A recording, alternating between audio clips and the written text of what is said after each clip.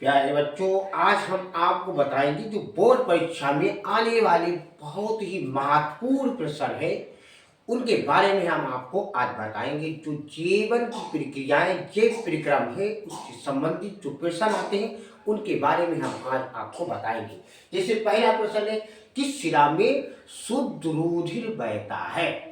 तो हमको मालूम है कि धमनियों में शुद्ध रुधिर बहता है और शिराओं में अशुद्ध रुधिर बहता है, लेकिन यहाँ पूछा है किस शिरा में शुद्ध रुधिर बहता है। और तो अब कभी पूछते कि किस धमनी में अशुद्ध रुधिर बहता है। हम लोग जानते हैं कि धमनियों में शुद्ध रुधिर बहता और शिराओं में अशुद्ध रुधिर बहता है, लेकिन इसमें घुमा के प्रश्न पूछते हैं। तो किस शिरा में शुद्ध रुधिर बहता है तो आप पल्मोनी शिरा लगाना, और यदि आए किस धमनी में अशुद्ध रुधिर बहता है तो पल्मोनी धमनी लगाना। पल्मोनी ध्यान रखना, या उसको फुफ्फुसी धमनी या फुफ्फुसी शिरा बोलते हैं। तो किस शिरा में अशुद्ध यानी शुद्ध रुधिर बहता है तो फुफ्फुसी शिरा, जिसको पल्मोनी शिरा बोलते हैं। दूसरा है रसांकु यानी बिराई कहाँ पाए जाते हैं? हमारा जो बॉडी होता है, हमारे शरीर के अंदर छोटी आंत में एक ब्रश उंगलियों के समान छोटे छोटे जो है एक रसांकुर होते हैं। उन रसांकुरों का कार्य होता है कि वो भोजन जब हम करते हैं तो उसका अवशोषण करते हैं। अगला है पोषण किसे कहते हैं?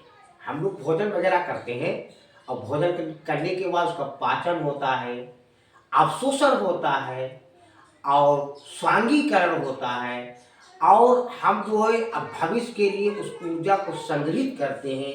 इन सभी का सम्मिलित नाम पोषण कहलाता है। अगला प्रश्न है, प्रकाश संश्लेषण के लिए कच्चे पदार्थ कौन कौन है?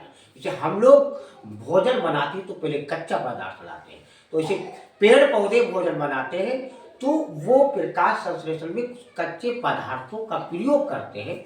वो कच्चे पदार्थ से जल और कार्बन डाइऑक्साइड, पेड़ पौधे कच्चे पदार्थ के रूप में कार्बन डाइऑक्साइड और जल का उपयोग करते हैं। अगला है, आहार नाल का सबसे लंबाई वाला भाग कौन सा है? ये मुख से लेकर गुदा तक एक पूरा आहार नाल। तो आहार नाल में छोटी आंत और बड़ी आंत भी आती है। तो बड़ी आंत की लंबाई जो होती है वो 1.25 मीटर होती है, यानी 1.25, और जो छोटी आंत होती है उसकी 6.25 मीटर। यानी तो आहार नाल का सबसे लंबा भाग छोटी आंत हुआ, तो आहार नाल का सबसे लंबा भाग छोटी आंत कहलाता है। अगला प्रश्न है, मृदा कणों के चारों ओर पतली परत को क्या कहते हैं? जो मिट्टी होती है, मृदा होती है, उसके चारों ओर जो जल की परत होती है उस परत को हम क्या कहते हैं? तो उसको हम कहते हैं हाइग्रोस्कोपिक। यानी जो मृदा के चारों ओर पतली परत होती है उसको हम कहते हैं हाइग्रोस्कोपिक। अगला प्रश्न है, एटीपी का कार्य बताइए। एटीपी होता है एडेनोसिन ट्राइफॉस्फेट, इसका फुल फॉर्म में एडेनोसिन ट्राइफॉस्फेट। ये हमारे शरीर में कोशिकाओं के लिए ऊर्जा प्रदान करता है और हमारी जो मांसपेशियां होती है इसके संकुचन में भी कार्य करता है। अगला प्रश्न है, प्लाज्मा में जल की मात्रा कितनी होती है? कि हमारा जो रुधिर बनता है वो उसमें WBC, RBC, प्लेटलेट सब मिलकर के रुधिर बनाते हैं। तो उनमें जो है 55% यानी 55% प्लाज्मा होता है। और प्लाज्मा में जल कितना? यानी तो जल जो है वो 91% यानी 91% जल होता है, बाकी में कार्बनिक और अकार्बनिक पदार्थ होते हैं। अगला है, जल का संवहन किस ऊतक द्वारा होता है? जो पेड़ पौधे होते हैं तो जल का संवहन उसमें किस ऊतक द्वारा होता है? तो जल का संवहन पेड़ पौधों में जाइलम ऊतक द्वारा होता है।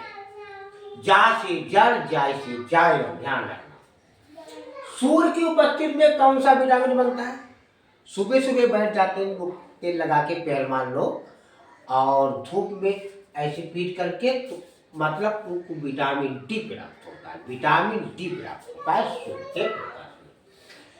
एटीपी, एडीपी, एनएडीपी का पूरा नाम बहुत आता है दोबारा। ATP adenosine triphosphate, ADP adenosine diphosphate और एनएडीपी यानी nicotinamide adenine dinucleotide phosphate. जल में घुलनशील विटामिनों के नाम, कुछ ऐसी विटामिन होती है जो जल के अंदर घुल जाती है और वसा में नहीं घुलती। कुछ ऐसी विटामिन है जो वसा में घुल जाती है, जल में नहीं घुलती। तो जल में घुलनशील विटामिन बी सी और बाकी जो बची वो वसा में घुलती है, एडीई के। कौन सा एंजाइम प्रोटीन का पाचन करता है? तो पी से प्रोटीन और पी से पेप्सिन। पेप्सिन, ट्रिप्सिन ये एंजाइम प्रोटीन का पाचन करते हैं।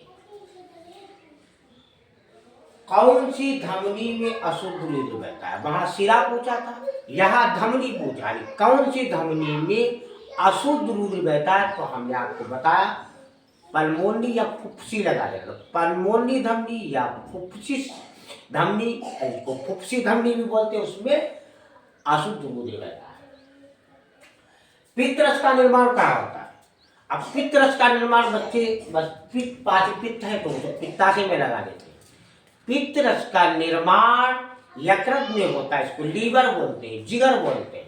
संग्रहित होता है, इकट्ठा होता है पित्ताशय में। अगर पूछे कि पित्तरस संग्रहित कहाँ होता है तो पित्ताशय में, और निर्माण कहाँ होता है तो यकृत में। रुधिर में डब्ल्यूबीसी का कार्य क्या है? डब्ल्यूबीसी होता है और आरबीसी होता है। डब्ल्यूबीसी यानी श्वेत रक्त कणिकाएं इनको बोलते हैं। तो इनका कार्य होता है जो बैक्टीरिया वगैरह बाहर से हमारे शरीर के अंदर जाते हैं उनको मारते हैं, उनका भक्षण करते हैं। ये एक सिपाही के तरह कार्य करती है और संक्रमण से हमको बचाती है। श्वसन क्रिया किन दो चरणों में होती है? तो श्वसन क्रिया दो चरणों में होती है। एक तो बाहरी श्वसन, जैसे एक अंतःश्वसन, बाहरी श्वसन, अंतःश्वसन, तो दो हो गए। दो चरणों में श्वसन क्रिया होती है। प्रकाश संश्लेषण में कौन सी गैस निकलती है? यानी जो पेड़ पौधे भोजन बनाते तो प्रकाश संश्लेषण में कौन सी गैस निकलती है? प्रकाश संश्लेषण में ऑक्सीजन गैस निकलती है। पत्तियों को पौधे का रसोई घर क्यों कहते हैं? जो पत्तियां होती हैं उनको रसोई घर क्यों कहते हैं? तो रसोई घर में हम लोग भोजन बनाते हैं, खाना बनाते हैं। तो ऐसे पेड़ पौधे पत्तियों द्वारा अपना भोजन बनाते हैं। प्रकाश संश्लेषण में क्लोरोफिल की उपस्थिति में पत्तियां भोजन बनाती हैं पेड़ पौधों के लिए, इसीलिए पत्तियों को पौधों का रसोई घर कहते हैं। बच्चों आपको समझ में आ गया होगा। लाइक और सब्सक्राइब जरूर कीजिए। फिर मिलेंगे।